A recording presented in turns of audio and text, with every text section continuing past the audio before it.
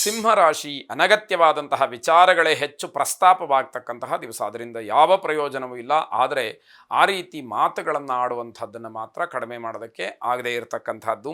ಕಠಿಣವಾದಂತಹ ನಿರ್ಧಾರಗಳನ್ನು ಮಾಡಬೇಡಿ. ಇದು ಏನು ಬೇಕಾದ್ರೂ ಆಗಲಿ, ನಾನು ನಿರ್ಧಾರ ಮಾಡೋದೇ ಹೀಗೆ, ನನ್ನ ತೀರ್ಮಾನವೇ ಇದು ಅನ್ನುವಂತಹ ಮಂಡುವಾದ ಬೇಡ ಅಂತ ಅರ್ಥ. ಇದರಿಂದ ಬೇರೆ ಯಾರಿಗೂ ಏನೂ ಅನುಕೂಲ ಆಗೋದಿಲ್ಲ.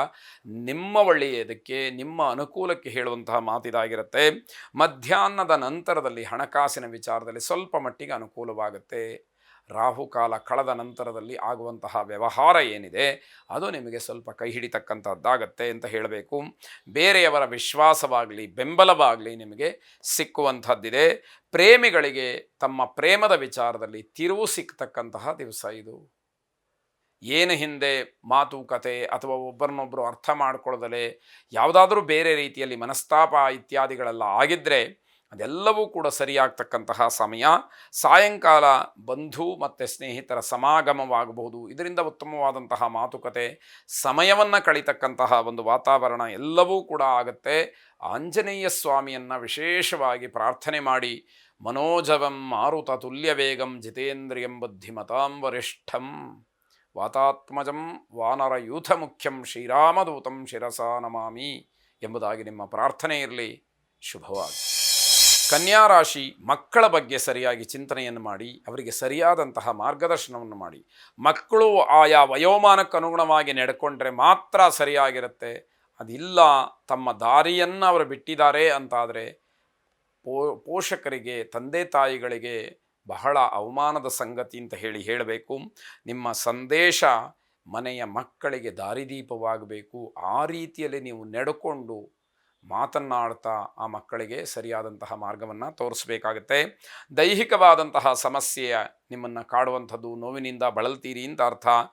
ಧಾರ್ಮಿಕ ಕ್ಷೇತ್ರಗಳಿಗೆ ಹೋಗಬೇಕು ಅಂಥೇಳಿ ಮನಸ್ಸಿನಲ್ಲಿ ಚಿಂತನೆಯನ್ನು ಮಾಡ್ತೀರಿ.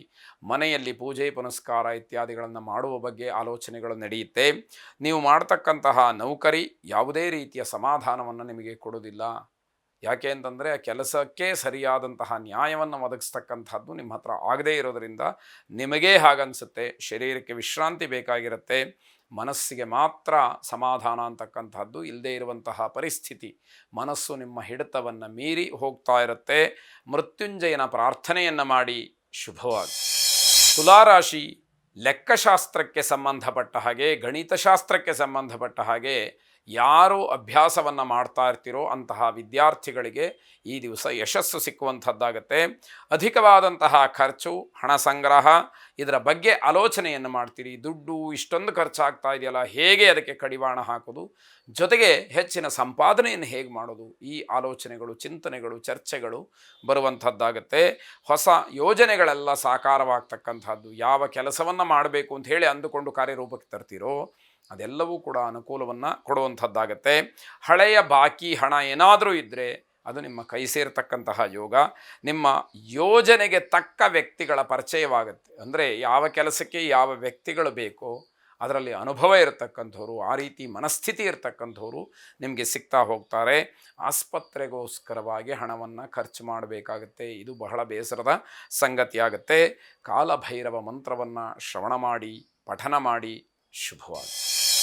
ವೃಶ್ಚಿಕ ರಾಶಿ ಜೀವನದಲ್ಲಿ ಆಗತಕ್ಕಂತಹ ತೊಂದರೆಗಳನ್ನು ಹೇಳಿಕೊಂಡು ತಪ್ಪುಗಳನ್ನು ಮಾಡಬೇಡಿ.